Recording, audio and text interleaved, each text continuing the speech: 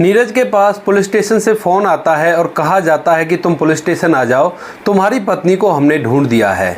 इसके बाद नीरज वहां पर जाता है और जैसे ही अपनी पत्नी के सामने पहुंचता है तो उसकी पत्नी एकदम से उसके मुंह पर ही कह देती है कि तुम कहां और मैं कहां। मैं एक सरकारी अफसर बन चुकी हूं और तुम एक कारपेंटर हो और कारपेंटरी किया करते हो।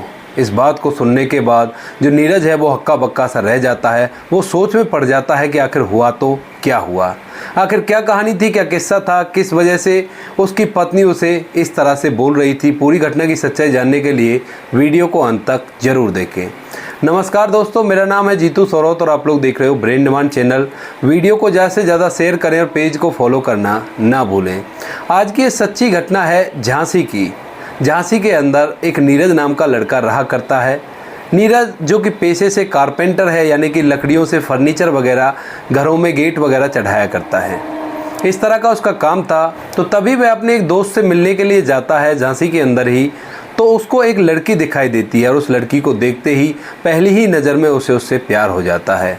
अब इसके बाद धीरे धीरे कुछ समय और बीतता है और जो नीरज है अब उस लड़की को बार बार देखने के लिए उत्सुक होने लगता है, बार बार चक्कर काटने लगता है। इधर जो वह लड़की थी जिसका नाम था ऋचा, वह भी उसे देख लेती है और मन ही मन दोनों एक दूसरे को प्यार करने लगते हैं।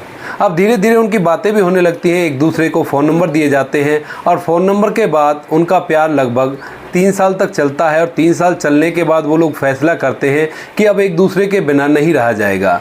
इस बात को वो लोग जैसे ही अपने माँ बाप से करने के लिए जाते हैं, यानी कि लड़की जैसे अपने घर वालों से बात करती है कि एक नीरज नाम का लड़का है, वो मुझे पसंद है और मैं उससे शादी करना चाहती हूँ, तो घर वाले साफ इनकार कर देते हैं। वो कहते हैं कि उस लड़के के साथ तुम्हारी जोड़ी अच्छी नहीं लगेगी, तुम बहुत ज़्यादा सुंदर हो और वो इतना सुंदर नहीं है।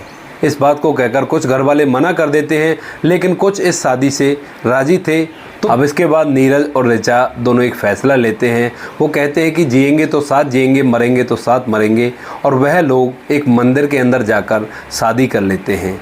जो लोग शादी से एग्री थे वो उस शादी के अंदर आते हैं, फोटोग्राफ होते हैं, वीडियो बनाई जाती है और पूरी तरह से ये दोनों एक दूसरे के पति पत्नी बन चुके थे। अब दोनों की शादी हो गई थी। तो जो ऋचा है वो नीरज के पास, नीरज के घर में रहा करती और वहीं पर दोनों पति पत्नी हंसी खुशी एक साथ रहा करते हैं। अब तभी एक दिन ऋचा अपने पति से कहती है, नीरज मुझे पढ़ाई करनी है। और ऋचा पढ़ने में भी काफ़ी ज़्यादा होशियार थी। तो जो नीरज था वो कारपेंटरी किया करता था। तो वो कहता है कि ऋचा जैसा तुम्हें ठीक लगे वैसा कर लो। तो उसके बाद वह अपनी पत्नी को पढ़ाई लिखाई आगे करवाता है। और इधर ऋचा पढ़ाई कर रही थी, उधर जो नीरज है वो मेहनत मजदूरी करके अपनी पत्नी को पढ़ाई करवा रहा था। अब कुछ दिनों बाद एक वैकेंसी निकलती है, अखबार के अंदर उसका इश्तिहार होता है। तो इश्तिहार को पढ़कर जो ऋचा है वो उस फॉर्म को भरने के लिए अपने पति नीरज से कहती है। तो नीरज कहता है कि अच्छी बात है, तुम भर दो इस फॉर्म को और तुम पढ़ाई भी कर रही हो। जहाँ तक मैं तुम्हारे बारे में जानता हूँ कि तुम इस टेस्ट के लिए काबिल हो, तुम इसको आसानी से तोड़ दोगी। अब उसके बाद नीरज अपनी पत्नी का फॉर्म भरवा के आता है। फॉर्म भरने के बाद कुछ टेस्ट होते हैं और टेस्ट होने के बाद उसकी पत्नी एक सरकारी अफसर बन जाती है। जैसे उसकी पत्नी अब सरकारी अफसर बनती है तो सरकारी अफसर बनने के बाद वो नीरज से बात करना कम कर देती है। अब इस बात को देखकर नीरज सोचता है कि शायद जो सरकारी नौकरी लगी है उसकी वजह से थोड़ा बहुत दिमाग में प्रेशर होगा, इस वजह से ऐसा कर रही है। सब कुछ ठीक चल रहा था। ऋचा का ज्वाइनिंग लेटर अभी नहीं आया था, यानी कि जहाँ पर उसे नियुक्त होना था उसके बारे में उसको नहीं बताया गया था। तभी एक दिन ऋचा अपने पति नीरज से कहती है कि मैं कॉलेज जा रही हूँ और तुम मेरा इंतज़ार मत करना। ऐसा कहकर ऋचा वहाँ से निकल जाती है। अब इस बात को जब पीछे नीरज सोचता है तो वो कहता है कि इंतज़ार मत करना, कॉलेज से तो ये जल्दी ही आ जाएगी। अब इस बात को सोचकर वह ऋचा के पास फ़ोन मिलाता है, लेकिन ऋचा उसका फ़ोन नहीं उठाती है। उसके बाद जो रिश्तेदार थे जहाँ पर कभी कभी वो चला जाया करती थी वहाँ पे फ़ोन मिलाता है, वो लोग भी इसका फ़ोन नहीं उठाते। इसके बाद वह अपनी ससुराल में जाता है ऋचा को ढूंढने के लिए, लेकिन वहाँ पर भी उसे ऋचा नहीं मिलती। अब चारों तरफ घूम घूम कर वह परेशान हो गया था और इसी परेशानी का सॉल्यूशन करने के लिए वो वहाँ के थाने में जाता है और अपनी पत्नी की गुमशुदगी की रिपोर्ट दर्ज करवा देता है। उसके बाद जो पुलिस वाले हैं वह तुरंत से एक्शन लेते हैं।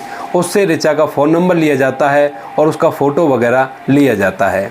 फ़ोटो देने के बाद नीरज वापस से अपना घर आ जाता है और अपनी पत्नी को ढूंढने की कोशिश करता रहता है। तभी एक दिन थाने से फ़ोन आता है और उसको बुलाया जाता है थाने के अंदर और कहा जाता है कि तुम्हारी पत्नी मिल गई है, तुम जल्दी से यहाँ पर आ जाओ।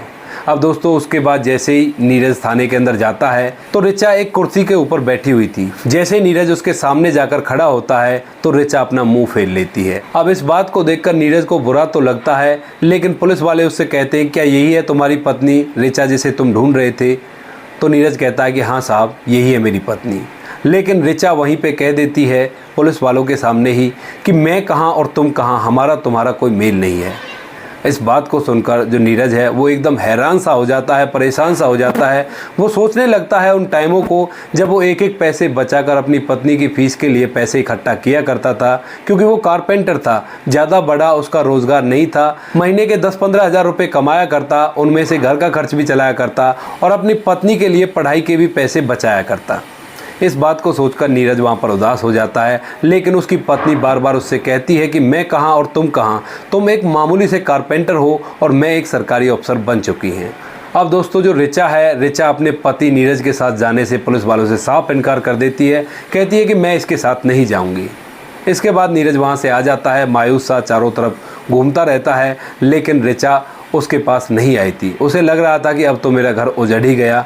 अब ऐसे ही उसे एक दिन पता चलता है कि जो नए अधिकारी ज्वाइन हुए हैं उनकी ज्वाइनिंग लेटर वितरित करने का टाइम आ गया है और एक जगह पर उसको बताया जाता है कि इस जगह पर वो ज्वाइनिंग लेटर मिलेंगे।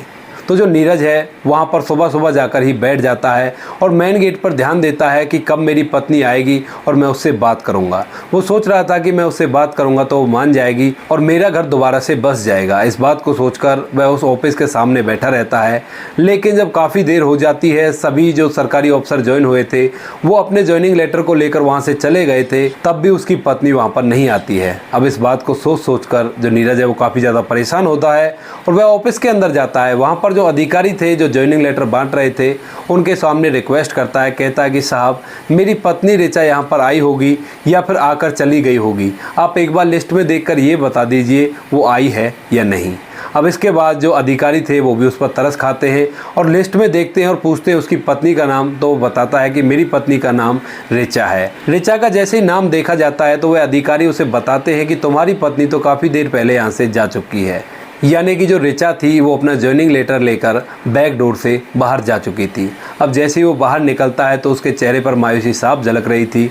वहाँ पर अधिकारियों के ज्वाइनिंग लेटर बंट रहे थे तो मीडिया भी थी, तो मीडिया के सामने वो अपना पूरा के पूरा भेद खोलने लगता है। ज़ोर ज़ोर से रो कर मीडिया को बताने लगता है कि इस तरह से मेरी पत्नी थी, मैंने उसे पढ़ाया लिखाया, इस तरह का बनाया और अब वो मुझे पहचानने से भी इनकार कर रही है, बार बार मुझसे मना कर रही है। और दोस्तों इस स्टोरी के ऊपर एक भोजपुरी गाना भी बन चुका है। अगर आप सुनना चाहते हो तो आपको ऋचा सोनी लिखना है यूट्यूब पर और आपको गाना सुन जाएगा।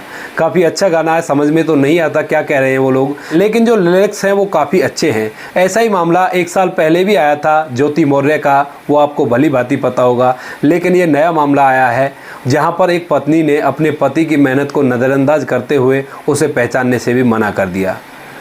जो नीरज है उसने पूरे के पूरे सबूत, पूरे प्रूफ मीडिया के सामने दिखाए कि उसकी शादी हुई थी, शादी का वीडियो भी है, शादी के फ़ोटो भी हैं और सर्टिफिकेट भी है। लेकिन जो ऋचा है वो कहती है कि तुम तो एक मामूली से कारपेंटर हो और मैं अब एक सरकारी अधिकारी बन चुकी हूँ।